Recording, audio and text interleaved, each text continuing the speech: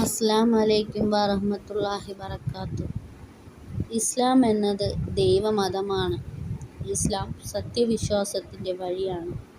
അല്ലാഹു അല്ലാതെ മറ്റൊരു ദൈവമില്ല എന്ന് പറഞ്ഞു തരുന്ന ദൈവത്തിൻ്റെ മതം. സത്യവിശ്വാസി എന്നത് ലോകസ്രഷ്ടാവായ അല്ലാഹുവിൽ വിശ്വസിക്കുകയും അവന് ഇബാദത്ത് ചെയ്യുകയും സുജൂദ് ചെയ്യുകയും ചെയ്യുന്നവരാണ്. അല്ലാഹുവിന് വേണ്ടി ജീവിച്ച് മരിക്കുന്ന മനുഷ്യർ. അവർ ഇസ്ലാമിലൂടെ സർവശക്തനായ അല്ലാഹുവിനെ തിരിച്ചറിയുന്നു. അല്ലാഹു അല്ലാതൊരാരാധ്യനുമില്ല എന്ന് ഓരോ സത്യവിശ്വാസികളുടെ ഹൃദയങ്ങളിലും മന്ത്രിച്ചു കൊണ്ടേയിരിക്കുന്നു.